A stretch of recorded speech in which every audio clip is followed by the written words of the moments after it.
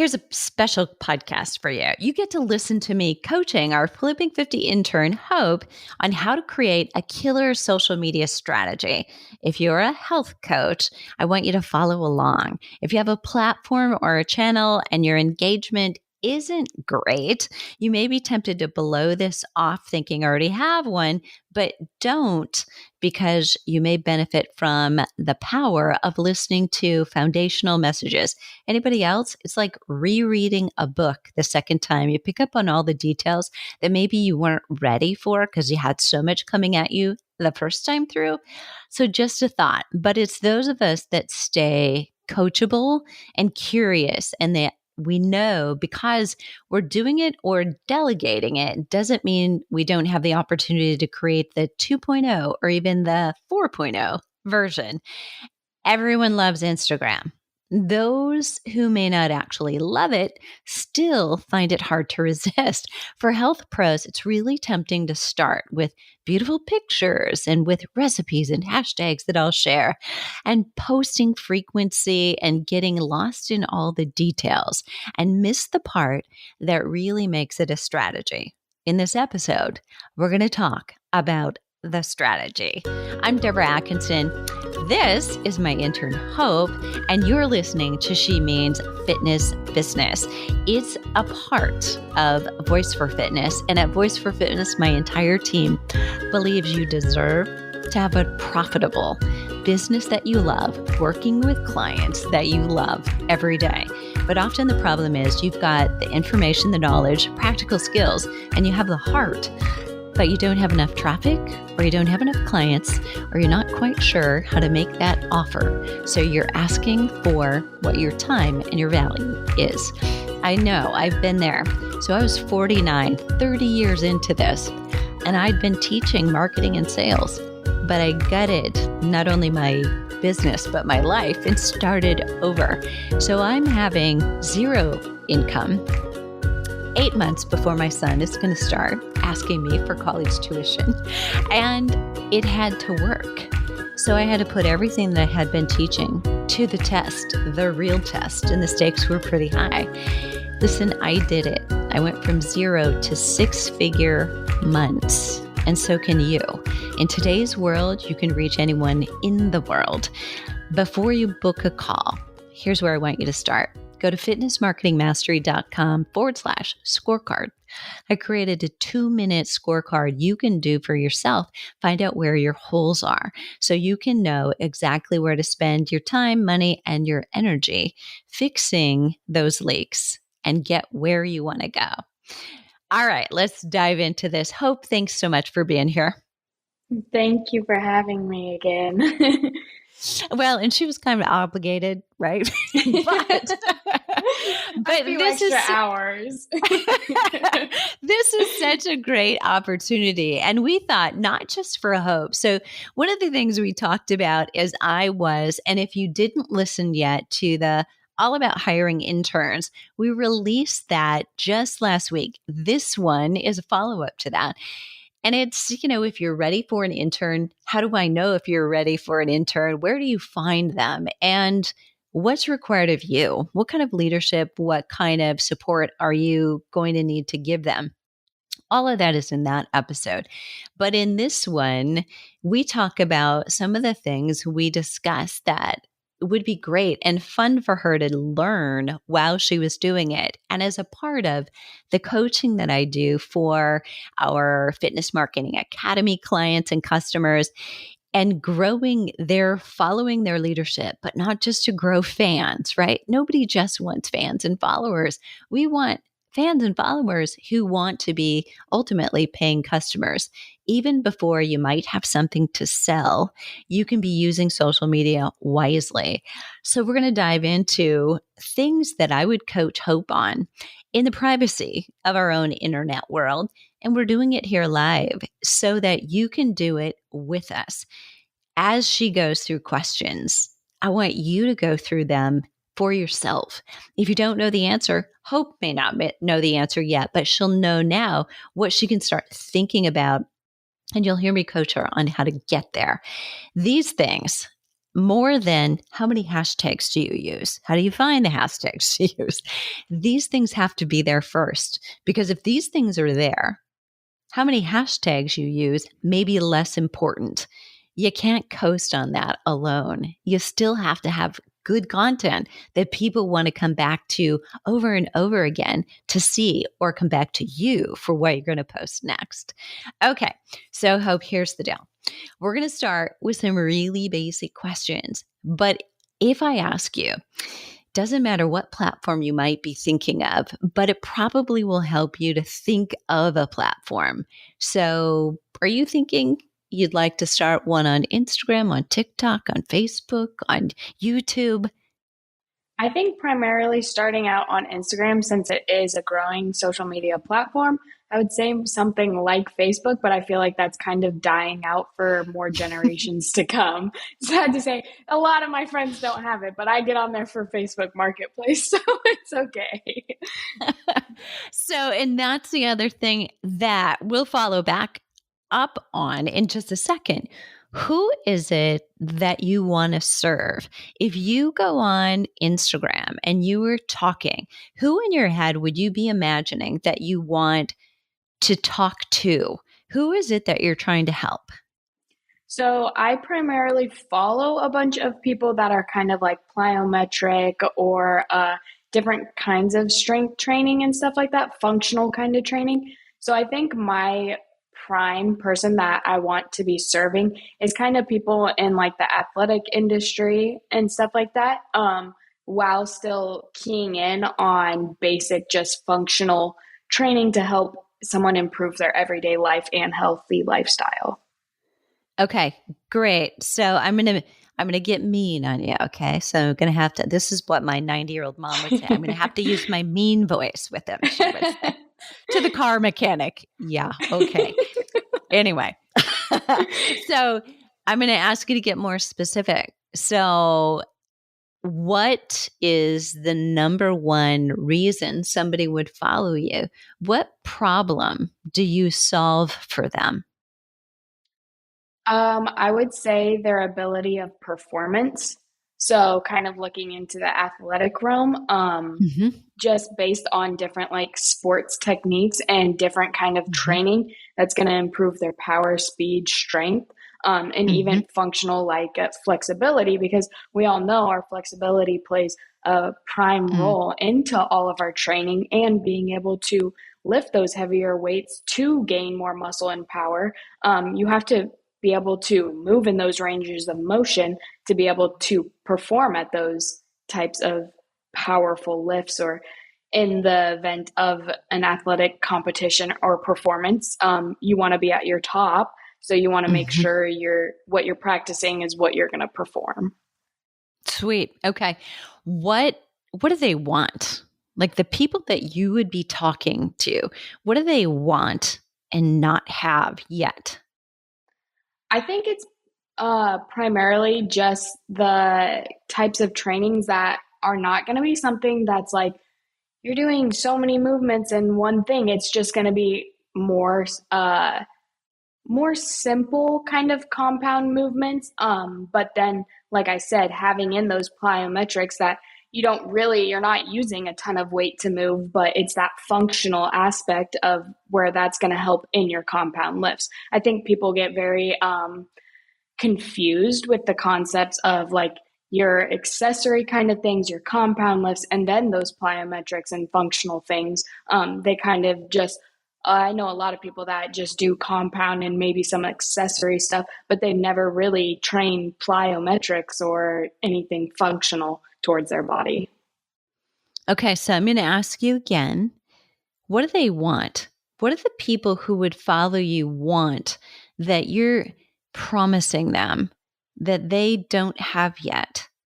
Like, how is what you're doing going to get them that ultimate thing that they want? And let me give you an example. Do they want to win? Like, do they want a ribbon? Do they want to start on their high school basketball team? What do they want? They want to be the top performer. They want to be known for what they're doing. Cool. Okay. Good. How old is this person? I would say that primarily starting out with probably just some college athletes. Okay. So D1, what D1 or level? D2. Okay. Okay. So can we guess that this person was a high school rock star? They Yeah. were, yeah, they were the starter. They went to That state. Yeah. that or they're coming in and they're held to higher expectations. Maybe they came on a scholarship, unlike other people who are a walk on or something like that, who are kind of just there seeing what they can get out of it. But whereas you're kind of, like I said, you're a standout a little bit more, so you got to show up and you got to show out, so you got to make sure that you're performing at what they're expecting. Very cool. Okay. So they want to stand out. What's their fear? I would say not having the support system, because they're going to get a support system from their team and from their coaches within like the college. But I would say, even though you have those people, you still need those outside people that don't know what's going on exactly during the practices and stuff like that, to be focused on you, not the whole team, not everything like that, but just you yourself. Okay. I'm going to keep asking you. Okay. So what are they really afraid of? What if they didn't have that? Something Losing. focused on. Yeah. Okay. Yeah. Yeah. Yeah. And I think that's kind of where, if you're listening, you want to get to these two biggest things. These are like polar opposites, really, when you think of it. Like what's the dreamy thing that you want? And if you're listening, you might first say weight loss, because that's where a lot of our would-be clients or clients go first. But if you're schooled in the practice of asking more, weight loss has some kind of emotion to it. And often it is fear.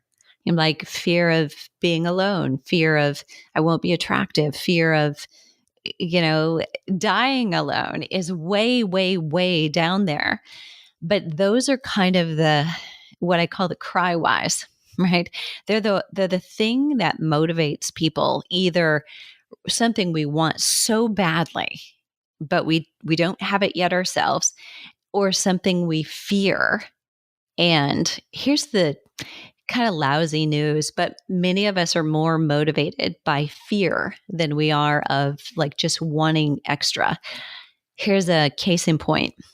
So many of you are who are health coaches, trainers, experience this on the daily right now. People come to you who just got a diagnosis of I have osteoporosis, and they're scared because it still means something really big and scary to them, though hopefully today in 2024 we know it doesn't have to. And they're scared that the future they thought they were going to have may slip away. So that motivates them finally to come seek you out, where they probably needed you for the last 5 or 10 years, but didn't, because they thought that was a vanity thing. Now it's different because it's a fearful thing as opposed to something they want. So that's just to illustrate how powerful fear is. And whenever we're posting, or say you have a website or you have a sales page, we want to make sure that we're talking about the problem. Like you want to be a star. You want to reach your top performance. You want to reach your capability. But the problem is, you're going to practice with the team, and not necessarily are you fixing little flaws in your own movement or training the way is optimal for you to get the mobility and the power out of your personal status, and nobody's telling you how to do it. Right. So then you're really creating a need for you. And you're able then to start leading into, here's how there's a solution and I'm the solution. So you start giving them those little things. So there's the power. So you want to be asking, why don't they have it already? Like, why isn't somebody who might be in your ideal, we'll call them an ideal avatar, your ideal client, why don't they have this already? Why don't they have someone like you to teach them this already? I think that a lot of them could have had it in the past. Um, or like I said, they may have done some type of school training where it was just your normal lifts and stuff like that, or Mhm. things like that. Or maybe they were just blessed with like a very athletic background, kind of family. And so they were brought into it. But in the past, there's been a lot of athletes where they'll hit their peak and then they kind of die out, because we weren't implementing this kind of training. But now we can see with this kind of training, it's extending that peak and they're not plateauing and then going down after that. But they're maybe they have a little bit of a plateau, but then their performance, they're able to come out and shine a little bit more. And then after that, like they just keep going. So back to your point is it's not that maybe they haven't always thought about it or had someone, but it's something that they've maybe done by themselves and stuff like that. But now it's to the point where if they want to be that top person, that top dog, and they want to keep performing better, then they're going to have to put in that extra work and they're going to have to find someone that's going to motivate them outside of the realms of just their own sporting and coaching. Sweet. Okay. An important question and a little bit different potentially for Hope's client. But if you're listening, I want you to make sure that you get this one, especially if you're working with midlife women. How long has this been bothering somebody? How long have they wanted it but not had it yet? So I think if they have wanted it, it's something that's been in the back of their mind. And if it's still on their mind going into it, they're gonna be more adamant about like, all right, like if they get someone that's gonna be their attention on them, they're actually gonna want to perform and do those things that their new coach is like having them do. Because if it's been in their head, it's something, you know how they say like wait on an idea, wait on something if you're not for sure about it. And then when that time comes, you're given that opportunity, then you know that's your shot. You got to go for it. So Mm-hmm. that's just how I've Mm-hmm. always believed it to be, and especially for like athletes wanting to perform, like when they're given the opportunity, sometimes it's harder for them to reach out to people. They have a busy lifestyle and stuff like that. But if you have someone that you already have kind of connections with, or if it's, as I'm saying, like getting into the social media realm, is like someone that they're going to see post a lot, they're like, wow, this person knows what they're doing. They know what they're talking about. They have people that Mm-hmm. are, look, they were not performing that well then. They started training with them and now look at them go. And so that's just a motivation for them to be like, well, might as well. If they give me a shot, they know what they're talking about. They're hopefully, and they will get me there. So, yeah. Mm-hmm. Mm-hmm. And for you, for those of you who are listening, so slightly different conversation, right? That you're going to have if you're working, like in Hope's case, looking at a target of somebody who's, entering college or looking at wanting to or is there, that, I mean, their history of wanting it is slightly different than, say, a woman who's in midlife who's gained 10 pounds during menopause 10 years ago. It's been bothering her for 10 years. You've got a different kind of nuance. But if she's been thinking about, I've been overweight my whole life, but now I've hit menopause and now there's 10 more pounds on top of that, she can tell you if you ask her, how long has this been an issue? Like my whole adult life. Having someone say that out loud is pretty powerful because they've just admitted to themselves, I'm like carrying this around, like not just the weight, but the weight of carrying the weight, if you understand what I'm talking about. And she's convincing herself that, oh my gosh, I've got to do something now about this. I don't want this to go on for another 20 years to feel like this. So that asking this question not only of you as someone who is preparing with services and offers that you're going to do and asking, I'm going to think about my customer, but actually at a consultation, asking this question can be really valuable. So, this one definitely will apply to Hope as well as to you. But the question really you have to ask and you want to know about your customer is, how urgent is this that they get support or help? I mean, Hope, in your case, it's like this is the shot, right? Yeah, this is the shot. This is kind of that do or die moment. Hmm. So, I mean, really, it's not going to be, with functional and plyometrics, you can start kind of seeing the positive effects of it within like a few months. But if you're really adamant about it, you have to be continuous with it because, like we're always working on our flexibility and stuff like that. But sometimes if you're not as focused on it, like you're going to tighten back up and you're not maybe going to perform that well at some things, or if you are too tight and then you go and try and perform, then you could get hurt. And so kind of just along with that is like helping those that have been hurt. We've seen that like through studies at college, implementing those functional programs and plyometrics when they're trying to come back or recover from an injury.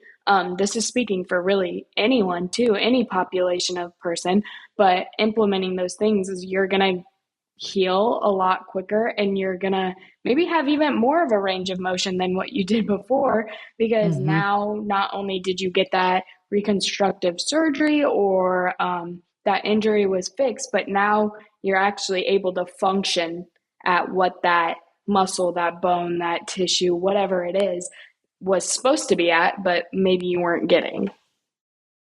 Love it. Yeah. Such a great tip and great analogy for playing into no matter what population you're talking about. And if you're listening, I think what Hope did is just planted seeds of, well, I hate to say it, but planted seeds of hope. So I I couldn't help that. I mean, that I walked right into maybe it. that should be my page name, planting seeds of hope. Oh my gosh, that's not a bad idea, No, it is actually. not. But you can see that, sometimes people feel like I've had a knee replacement, so I can't do this. And they're really dwelling on what they can't do. But while you can plant a different placebo, right? Because Mm-hmm. so much of what we can do is based on what we think we can do, what we think is possible. And as soon as we rule an idea out or we feel like firmly, I know like what my parameters are, we don't go looking for other options. So we just quit. We quit looking, quit trying. So if we can help prospects or clients avoid that thinking, and you do that even just through social media, you've made a huge connection to somebody who most likely will come back for more and more of that positivity because that's what you're giving them. Exactly. So, And I think like a yeah. main thing is that like even with like how I'm speaking about athletes maybe and someone might be kind of timid towards that, but if someone really sits down and thinks about it, the same things, same kind of injuries are happening in athletes as in older adults because there's so much stress on the body. It's a lot of the It's true. shoulders, hips, and knees. And we see a lot of those problems also in older population, just because they don't have the strength there anymore. So, really, any kind of functional training and that resistance training and stuff like that is beneficial to really everyone.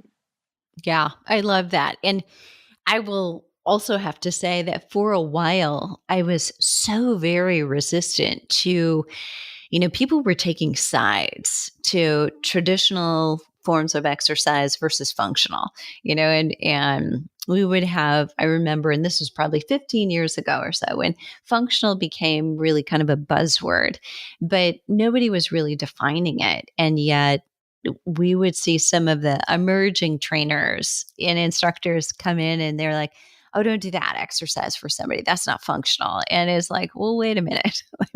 I mean, they're 80. They want to get out of a chair. So using You got to have the best of a both machine worlds. leg press might be kind of functional for them, I mean, so yes, exactly. And it's like any exercise is functional if you think about what do they want? What do they need to get it? And is that somewhere on the continuum of this is going to help? It becomes functional. So blending both and looking at probably we want lean muscle mass, we want strength, we want to boost metabolism as well, but they have to be able to move and have the mobility and, the efficiency and effectiveness of their movement in order to do that. So you can't play in one box or take sides. You're on the client's No. side. That's the only thing that matters. Personalizing. Got to Yeah. personalize to your clients and what their needs are. Yeah. Love it. Okay. So with your clients, if you're listening, or for Hope, what have they tried so far?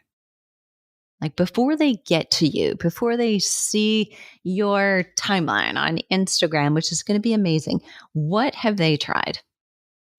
I could see that they've tried their own kind of style, maybe like just outside of their own training with the team, or like if they're coming fresh out of high school, training within that realms. Maybe they had a strength and conditioning coach within their school and stuff like that.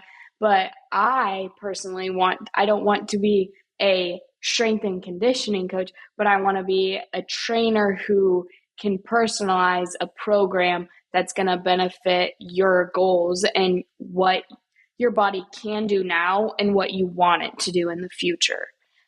So basically, the kind of things that they have done, maybe they have tried functional training or some plyometrics and stuff like that, and maybe they were doing it, but then they fell off the horse and they never got back on. And they just did their normal lifts and stuff like that. So that's a big thing I see. People don't stay consistent with having a healthy, not even a balance, but maybe having more of still your lifts, but then implementing is that my big thing is implementing those extra little things, because you still need your compound lifts and your accessory lifts and stuff like that. But being able to function at those other realms as well. Love that. And so for everybody, so Hope answered the next question too, but I want you to answer, for your clients. So once they see you, most of our clients, you're not their first rodeo, right? I mean, they've tried other things. They probably tried the quick fix. They may have gone to Chat GPT and said, write me a program to lose 10 pounds, because they can do that now. And you and I probably can guess that's going to be a nightmare. And I would suggest, by the way, go do that. See what you get. See what it tells you. Yeah. And actually, that would be a great thing to post about, do a live about, talk about, because the elephant in the room is always, well, why can't Chat GPT do that for me? And the answer is it can, but how well can it do it? It's not human, and it doesn't have emotion. So I remember it doesn't know you. It's not personalized. Yeah. Exactly. So I'm still going through training on using it well, not overusing it, but we start with it for a lot of first drafts for a lot of things. But I'm also taught, it doesn't have emotion. So you can say things like, that was terrible, start over. And it has no emotions, unlike people on your staff who would not respond well to that. But you do want to go and experiment, do the things that you think that your prospects, your customers might be doing, and then have a conversation about it, because it is the elephant in the room and we need to talk about that. Okay. So all of these questions, and I'm going to quickly summarize these before we go into the next step, but this is all of your base work. Like, who is it that you serve or want to, if you're not already doing it? And if you remember when Hope and I started, she was a little bit broad. And so I made her come into like, is like, how old are they? Like, they're an athlete that is like a master's athlete, or she came back to, they're entering college, or they're in college and maybe D1, D2. And I didn't ask, is this a male or a female? It may or may not matter, but probably you're going to want to target one or the other, and it may spill over. It may spill over to both, but it could be really valuable to niche in, I serve, young women or young men, either. What do they want? Why don't they have what they want already? What's their biggest problem, biggest challenge? And the reason this one is so very important is because we often want to talk about what you can give them, what they can get. But the bigger emotional draw is getting away from things we fear, or getting out of pain, or getting off of medication, or the fear of embarrassment, of failing, right, is a big one for many of them. How long has it been bothering them? That's a big pain point again. And it's important for you to know it, but it's more important to ask them how long that's been true, because then when they're really honest with themselves, it's a wake up call to, like, how long am I going to let this bother me? How urgent is it? Like, do I need to do this now? You want to be able to paint the picture. And I know this may sound a little manipulative to some of you who take offense to marketing or to sales, but here's the truth. Remember, if we don't market and sell with integrity, by the way, we can't help. People pay attention when they pay. And often, if we get things for free, there's lots of great ideas. We don't actually take action. So you're being very ethical if you absolutely know what you do will help them, as long as you're attracting the right people that you can help. So it's important that they feel a sense of urgency. They also feel, what would happen if they didn't solve this problem? And that. You want to stir that up a little bit, again, because it's going to help them take action sooner. The worst thing, the hardest thing that most humans do is make a decision. We stay on the fence. We like to keep our options open, and it weighs heavily on us. So even if you say yes or you say no, we can always change our mind. But then you're at least going down a path. If you're on the fence, you're not going anywhere. And so if you can relieve that pressure of, just make a decision. It's not a right one or a wrong one. It's just one you make right now. And anytime you want to, you can do a U-turn. Siri does it all the time, right? So we can do this. What have they tried? What happened with other things that they've tried? It's important for you to know that, to really think about it. But if you don't have an ideal avatar that really exists, you have to find one. And if any of these questions are getting hard, potentially you're trying to make up a person that doesn't exist. It's so much easier if you can tap into, there's an athlete I worked with that I loved, say in Hope's case.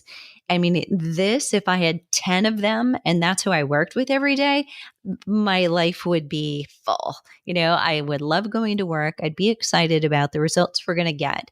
And that's what you really want to create. Don't make up somebody, because if we do that, it's like maybe a personality trait from this one and from this one, but it's nobody that really exists. And that's not a good place to start. We have to have a real literal person. Okay. So good job, Hope, on that one, as far as getting to literally visually seeing who you want to work with. And you can go sleep on this and you can change your whole mind tomorrow, but you do want to have this really vivid idea of, here's who it is. Some people will name their avatar, like, this is Betty. It's probably not going to be Betty in your case. I don't know. What's the popular name? Hope. Okay. Faith. Yeah, joy. Right? Charity. Yeah. Sweet. Yeah. And love. Right. Yes. Okay. So now when you know this, when you know who am I really targeting, and when you go to write or you go to take a picture and you're thinking of the post you're going to create, you're telling a story, but you're not just telling a story like to anybody. You're telling a story to this person, to one person every time, and it makes it so much easier to connect with many people because they'll each see themselves in who you're talking to. So we want to talk about the problem almost 80% of the time, which might sound like a huge surprise. You position yourself as the solution the other 20% of the time. So you're offering ways that you can change, even when you might have, like, you're demonstrating an exercise, talking about how this can help you. That could be still 80% of the problem that you're talking about. Like you're fixing alignment, fixing, a weakness from your left to your right, or, here's a great exercise for working on hip mobility. And what I've noticed in working with a lot of clients, maybe you'd say something like this, that, from left to right, they think they're pretty even, pretty balanced or symmetrical. And then all of a sudden they realize when we put them into these moves, one side is far better than the other. So how about you try this one, make a comment, let me know how you do. So you're doing a couple things there. You're still talking about the problem, making them maybe more aware they have one that they didn't know about. You're giving them an exercise, which is really fun. They get to do a self-assessment, and people love to learn about themselves. And then you ask them for engagement, to comment like on how it went. So you've probably got content for future posts because you can come back and comment on, oh, that seemed to be a real need for a lot of people. And you'll know what resonates with them.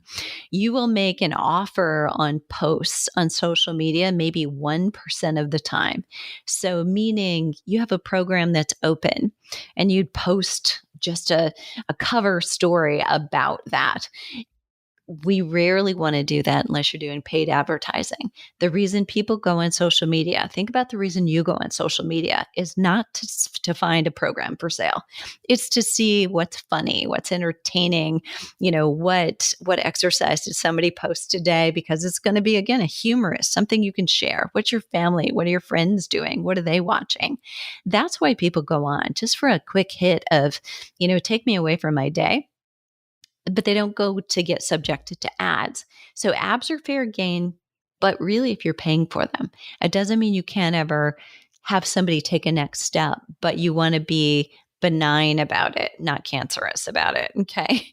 You're going to make them the hero and you're the guide. And in doing that, that's where you're going to start being vulnerable about, like Hope might be able to tell a story of, I've been in this situation. Have you, Hope, been in this situation where you didn't perform, you wanted to, yeah? Yep, I have.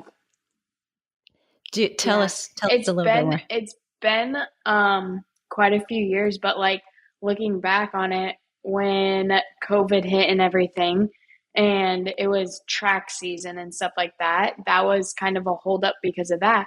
But then coming back the year after COVID, I had some problems with like my ankle and my fibula and tibia. And so I was told basically that I was going to be put in a boot and you're not going to run track. And Mm. I said, well, I'm getting a second opinion on that because that's not happening. Like I already had one season taken away from me. Um, so I think it was just when you're told that it's an urgent problem, you're going to take action kind of thing. So then after that, and I got the second opinion and they're like, well, it's probably not very smart of you, but like, if you're trying to stick it out, like these are the things that you're going to need to do. You're going to need a lot more rehab after doing any kind of exercise, any kind of performance. And then you're going to need a lot more warm up. You're going to need a lot more support on that leg. You're going to need just a bunch of things that have stemmed into it. And not only that, I've had problems with my hips. I was a hurdler. And so I got dry needled. I got adjusted a lot, like so many times. It was ridiculous the amount of money that we forked into 3 appointments a week just to so my body could feel better kind of thing. So just like going through those situations, it really makes you realize like how many other people also are facing those things, but maybe never really talk about it because they just are trying to get through with it.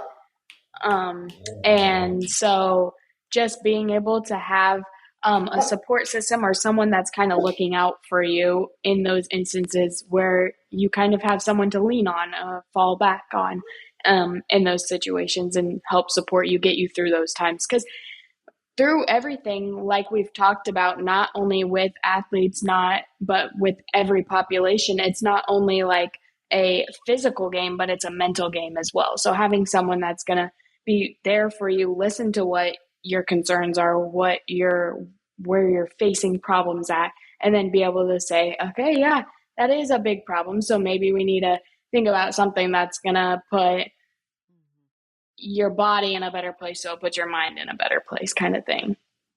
Yeah. So love that. But I also most of all love here that you are relatable to the potential client, the customer that you're wanting to speak to.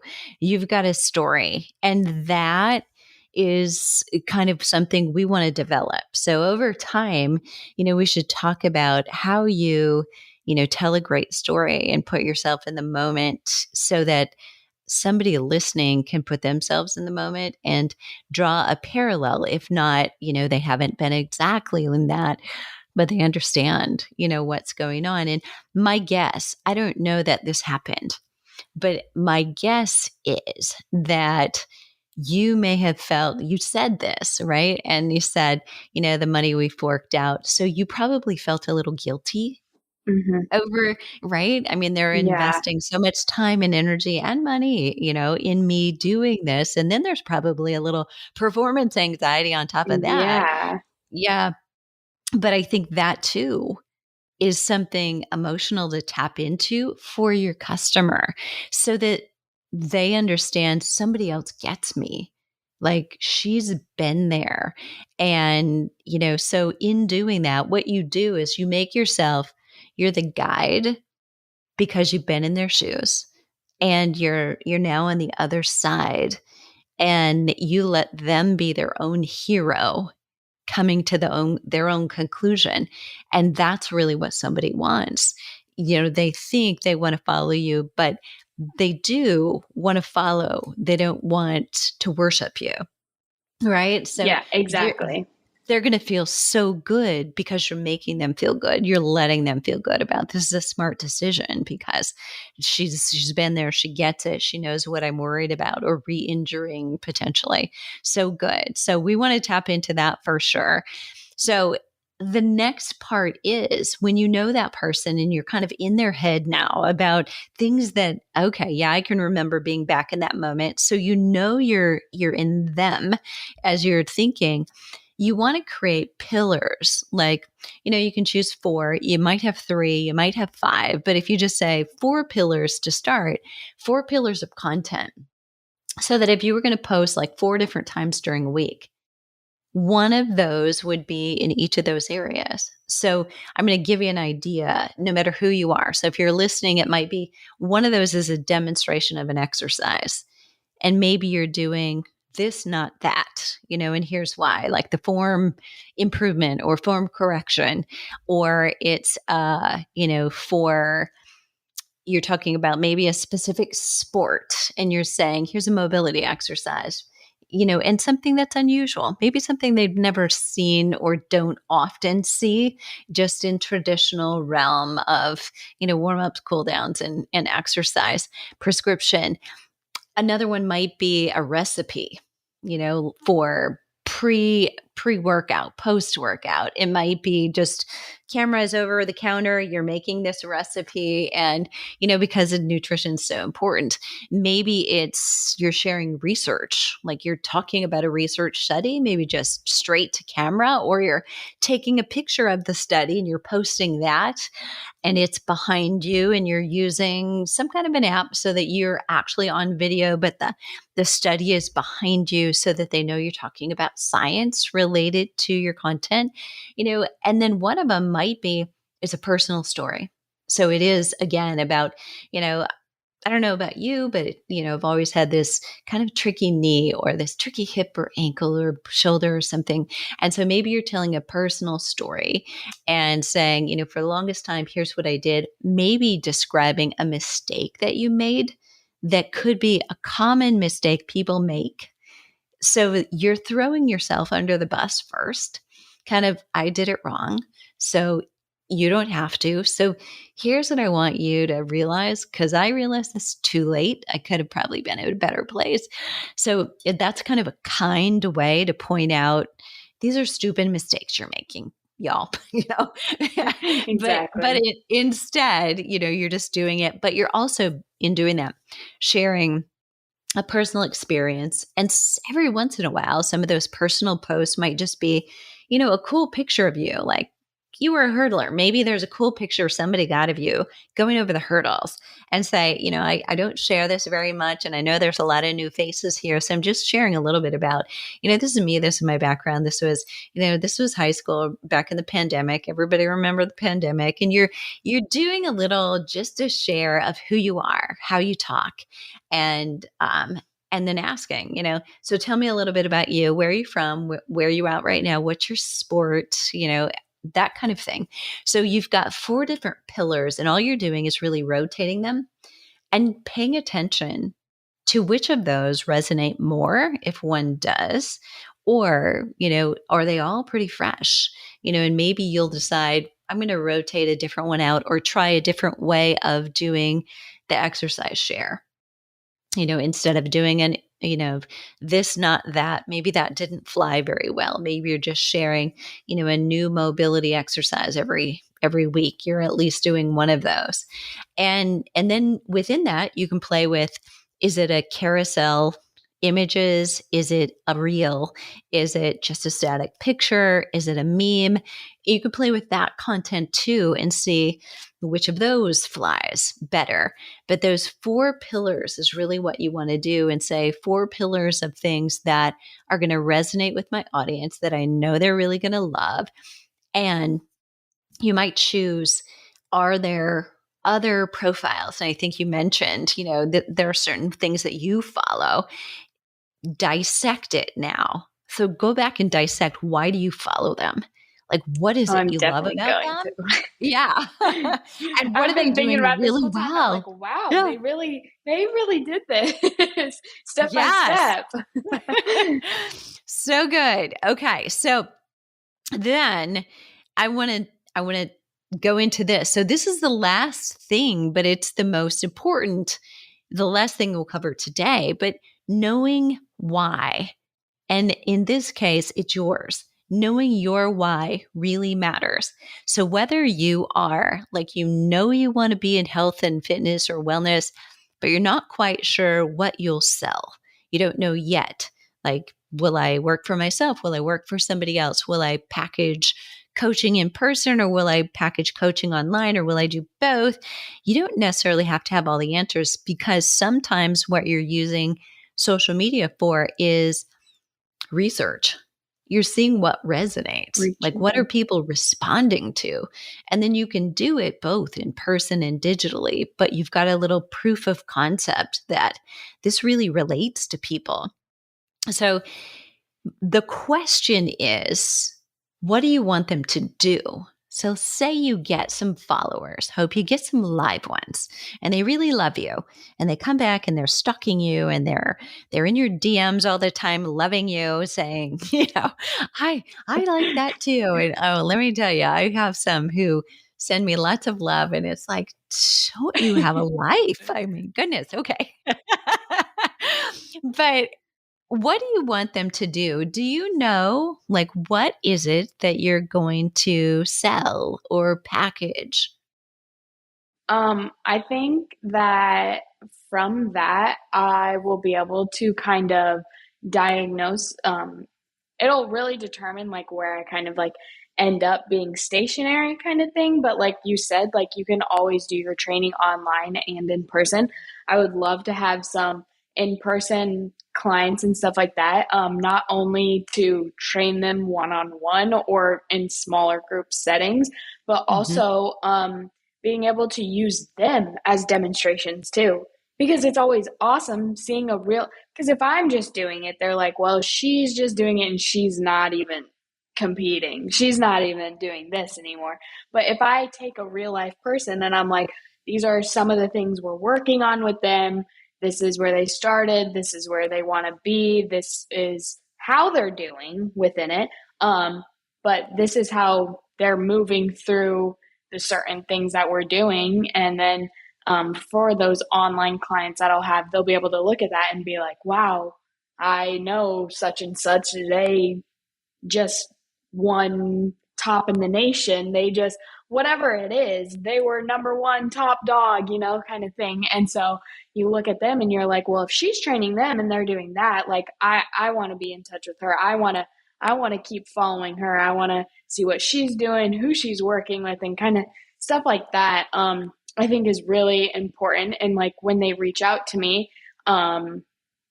hopefully very soon, in the near future, they'll be able to see that I'm someone that's going to be, I like when someone talks to me about anything athletic, I'm all in for it. When I'm talking to someone about anything exercise or like a little bit of nutrition, because, we don't have that total title to have any of that, but we can suggest stuff, kind of thing.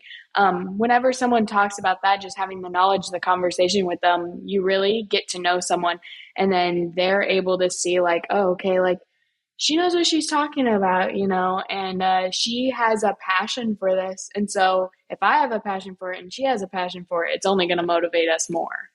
Mm-hmm. Okay. So if you were posting and somebody wanted to reach out to you and take the next step, what is that next step? What do you want them to do? I think that it's going to have to be something where it's like, first of all, you're going to have to know where your current, like, I don't want to say stats, but like know where your current state of performance is, what time and what ability you're willing, like your effort that you're going to be able to put into me. Because if you're not going to be able to put, Okay, time out.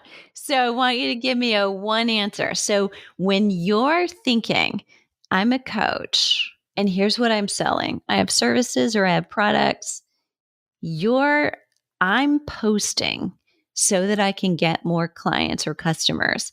The one thing you want them to do is to buy something, right?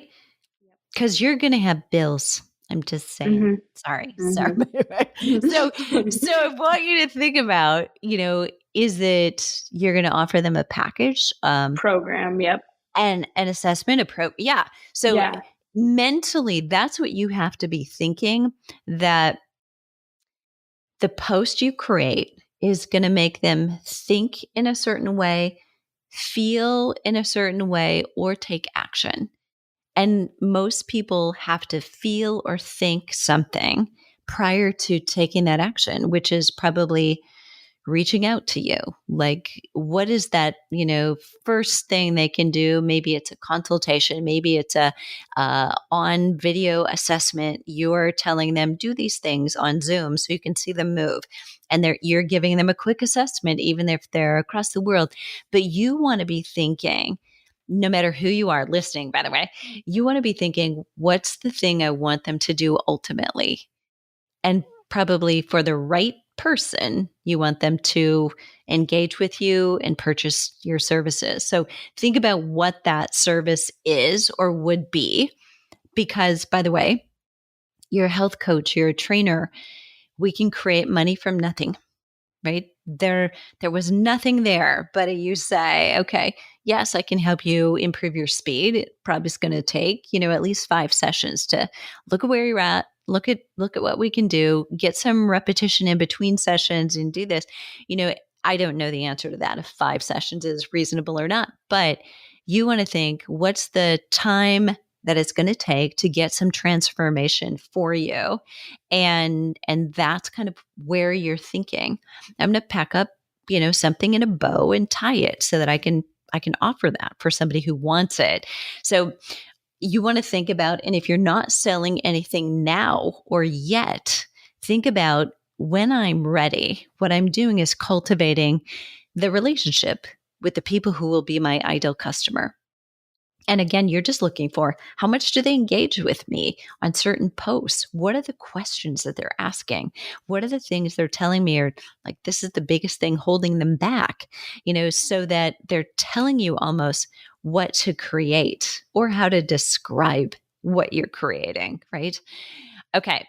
Um, and do you know, Hope, it sounds to me like you actually love working with people in person.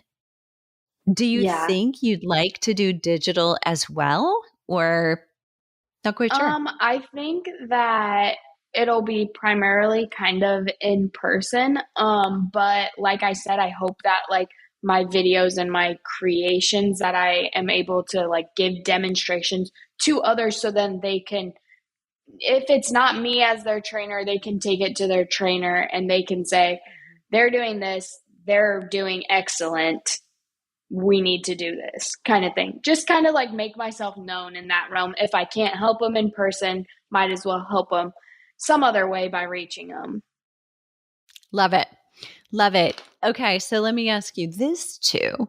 So, the question for you and for everybody listening is, are you the brand or are you representing a brand? And that's kind of, I'll use myself as an example. So notice that the name of my business and my account is not Deborah Atkinson, it's Flipping 50, which is potentially a good thing because and others would say it's not a good thing. Some people say lead with your name. And it's not that I don't have a website that's Deborah Atkinson, but that's about getting booked for speaking potentially, or it's when I've been in media. But Flipping 50 is a business that I could hire other coaches.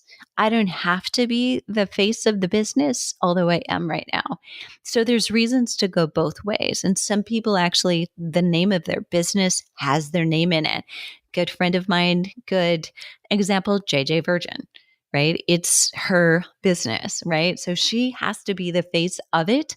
And it's worked very well for her, by the way. So there's lots of people who do that, but you might want to think about that. So you can be the brand and or you can step away from the brand, but either way works. Have you thought about that at all, Hope? I have kind of with the people I'm working with now, you, and then the other coaching platform that I have, kind of working off of them right now. It would be more of working with a brand. And then I think once I feel confident and I have started kind of my platform and stuff and given recognition to the people who have helped me get to where I am, Mm-hmm. then being able to have my own name for my own business. Mm-hmm. Yeah. And I would think the first place to start, so if you don't yet have, say, an Instagram account, is to think about what do I want to call that? And think about not like just this moment in time, because I know it's so very easy to like, yep, 30 seconds you could come up with a name and then you'd like cringe about it, in a month or so.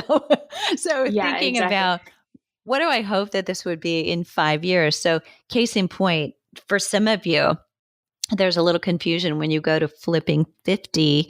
It's Flipping 50 TV is the name of our account on Facebook and Instagram and YouTube. And here's the reason why, in case you don't know the backstory. Flipping 50 was owned by someone else. So I couldn't have it when we came up with that name. Even when I did the trademark, they didn't have to sell it to me. So we trademarked Flipping 50 with all spelled out. And then Flipping 50 TV was the name of an internet show that we started. So I was just like, I need a name for a YouTube channel. So I'm just going to call it that because I can't own the other one because they could have come after me and said, you have to take that down. So when we finally, a very wise and intelligent woman who owned it after seeing somehow we were having a little success said, you can buy it now. And my lawyer said, you should buy that. You need it. And I'm like, this is not the way I would spend money if I had a choice. This is not fun. I'm like, I'm doing fine. Do I really need it? They're like, yes, you really do. Ugh. So we do own it and we could change, but we've just been everywhere with this. And so it's posted in so many places. That would be a source of confusion if we changed now, And so for me, it wasn't necessarily, I consciously thought about it. It's just, I didn't have a choice, and now that I do, I'm like, it would probably be a hassle. And it's easier to say, Flipping 50 TV everywhere than to say on this site we're that, on this site we're this, on this site we're that. So we've just kept it very consistent. But that's a rabbit hole of a conversation on, think about your name and think about what will it mean? How easy will it be for people to remember? Is there something that's memorable? And clear is always better than clever. That's also a really good thing to remember. So, using the word hope, I actually love that. Somehow, if it's in there, it probably is very appropriate because it is going to be memorable. It's an uplifting, positive word. And, we don't have enough positivity in the world. So that's a huge asset. Yeah. All right. So there you have it, everybody. So what we went through today was really kind of 10 questions. First of all, to start building the foundation for who is it that you want to work with? What's really their number one problem? How long have they been working on it, thinking about it, wanting it? What's their sense of urgency? All of those make for a great avatar. We want them to have a sense of urgency. We want them to want it really bad. And we also want them to be able to afford it. That one I didn't ask, but they've got to either I'm willing to budget for it or they can easily have the funds for it. You want to know what your why, like what is it that you want them to do next? Because although we can all be present on social media, it's not just meant to be give, give, give, give, give. You got to give, give, give, but then you can ask, and the right people following you will want to take another step. And that's where you can really help them. Random actions on social media, not going to help them a lot. But if they're following you religiously, they probably are wanting to take the next step. So knowing what kind of content you are going to post, that's the next piece. So that's where it gets fun and creating ideas. And you can gather ideas from other sites who might be serving the same people you serve or entirely other audiences, but think, oh, that's a great idea. And you can kind of take what they've created and now create your own content kind of based on that. So it's certainly not stealing. It's not plagiarism. It's making use of, this is a great idea. I'm actually going to use that. Or maybe I'm going to use a similar audio and do this trending thing. And all of those are fair game. And if you're thinking from the right spot, who I want to serve, why I want to serve them, why they would choose me, then you're off to a running start. So, okay. So everybody's got their marching orders. Those of you who want to come over and do a little bit more homework, you can come over and find the show notes, and that'll be at flipping50.com. I'm sorry. That's the risk of having two podcasts. So this will be at fitnessmarketingmastery.com/killer social media strategy. And thanks, Hope, for co-hosting this one with me. Yes, absolutely. Thank you for having me.